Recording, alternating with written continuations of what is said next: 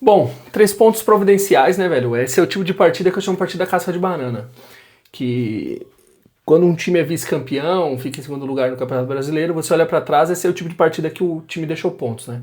A gente vê na nossa campanha ano passado, que a gente foi vice-campeão, né? Perdemos pro Botafogo. Se a gente vê, teve partidas desse nível. Acho que vitória e tal.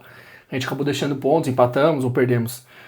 Então, esse é o tipo de partida casca de banana que era providencial que o Palmeiras não deixasse a peteca cair, né? Uma partida que vem seguida de um jogo de mata-mata histórico e tal, e depois jogar contra o Juventude, lá em Caxias, num domingo à noite, num frio, chuva, pô, aquele climinha bosta, sabe? Era o tipo de partida que às vezes o nível de concentração cai. Mas não foi assim, não foi assim. O time entrou bem concentrado, o time entrou bem ligado. Planejamento perfeito da diretoria, né, da comissão. Eu falei isso na sexta, muita gente discordou, mas esse era o tipo de partida que mesmo que se o Palmeiras fizesse um jogo vagabundo que eu digo assim, um jogo abaixo, a torcida tinha que compreender. O importante era os 3 pontos, né? Não dava para cobrar rendimento nessa partida. Sobretudo porque provavelmente ele ia entrar com os reservas, um time bem desconfigurado, um time sem entrosamento nenhum e tudo mais. Foi o que aconteceu. O Palmeiras entrou com um time bem alternativo, você via que os jogadores não tinha entrosamento nenhum, Facundo perdidaço. Mas fez o que tinha que ser sido feito. Os 3 pontos, tá ótimo. Né? O Facundo, assim, gente, ele matou muito contra-ataque, eu até critiquei ele na outra rede social, mas assim, eu acho que o Facundo não é ponta, eu acho que ele é um meia-direita, pra disputar ali com o Maurício, com o Veiga. Você percebe que ele não é incisivo, que ele não é agudo, que ele não pega essa bola e vai pra linha de fundo pra cruzar, ou pra fazer um X1 ali, driblar alguém, não. Na maioria das vezes ele centraliza as jogadas pra tocar, que nem o gol saiu de uma tabela ali, que ele faz com o Kelvin, bota o Kelvin na linha de fundo pra cruzar. Então eu acho que ele é um meia-direita, tá quebrando o galho de ponta-direita às vezes. Felipe Anderson acho que perdeu a posição, apesar do golaço e tal, perdeu a posição pro Sousa, mas tá ótimo. Um reserva de luxo, porque o Felipe Anderson eu acho um cara absurdamente bom, técnico e tal. Eu acho ele um cara muito bom, muito bom. Foi uma partida ok do Palmeiras. Não, obviamente eu não esperava nada acima disso, sublime e tal, não esperava, até pela desconfiguração do time. Esperava um jogo brigado e a comissão fez planejou certo. Por quê? Partidas contra time de baixo da tabela, eu acho que a parte física ela pesa mais do que a parte técnica.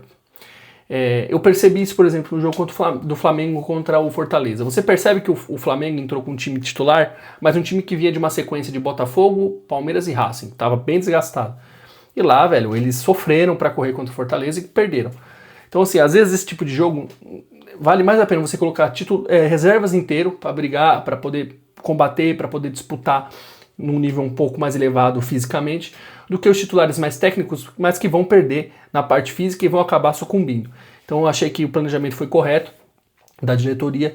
Obviamente poderia correr o risco de perder? Poderia, mas eu acho que com os titulares iria ser difícil, sobretudo depois de uma partida daquela como foi na quinta. Pô, o desgaste físico, mental do time, provavelmente seria um jogo que o pessoal entrar totalmente desconcentrado. Não é desculpa, os caras ganham muito bem para se concentrar para todo jogo, mas a gente sabe como funciona esse tipo de jogo, né?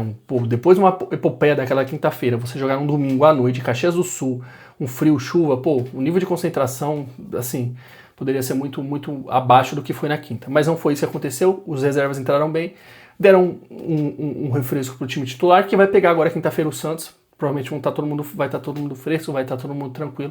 E o Flamengo ontem jogou com alguns titulares, que jogaram na quarta-feira, né? Alguns entraram e outros já iniciaram o jogo e o Palmeiras não teve essa necessidade. Foi ótimo o que aconteceu hoje. E é isso, cara. Assim, cara, todo mundo foi bem, todo mundo foi regular, mas eu acho que, assim, não tem como falar. Carlos Miguel, que espetáculo de goleiro. Assim, cara, tá pegando sequência agora, tá mostrando que é um goleiro que faz defesas difíceis. E é isso que nós precisávamos.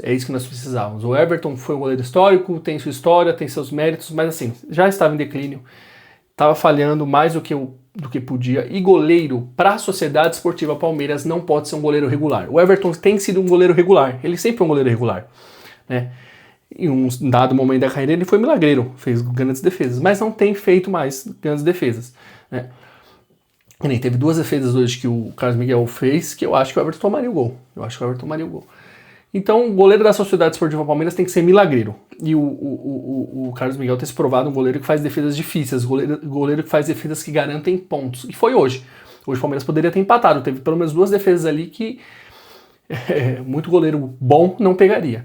Então, cara, espero que ele tenha sequência para poder jogar a final, pra gente ter mais segurança. Ele vai ter essa sequência, talvez esses 3 jogos com baliza zero seja também por causa da presença dele, porque no jogo contra o Cruzeiro ele também fez boas defesas, né?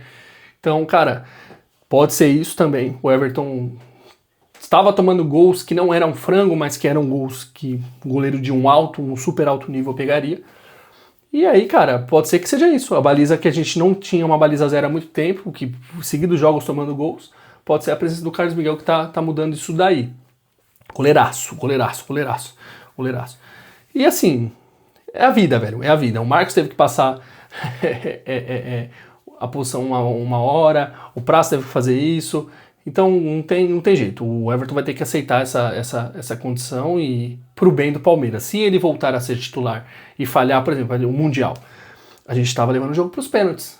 Ele frangou, aquilo foi frango, aquilo não foi uma falha, aquilo foi frango no gol de vitória do Chelsea.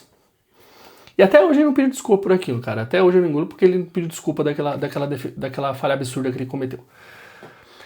Mas é isso, cara. Boa partida regular, partida para fazer 3 pontos, para garantir a liderança. Agora descansou o time, quinta-feira a gente joga um clássico e tá tudo ótimo. Assim, eu achei que hoje era uma casca de banana, corria o risco da gente perder pontos e por bem manteve o nível lá em cima e agora é continuar nesse nível, né? Vamos ter um jogo difícil contra o Santos, um clássico e tal. O Santos tá ameaçado de rebaixamento, então não vai ser brincadeira. Um jogo pra gente ganhar também, porque vai ser dentro de casa. Mas é isso, dê seu comentário, dê seu like, tamo junto, valeu!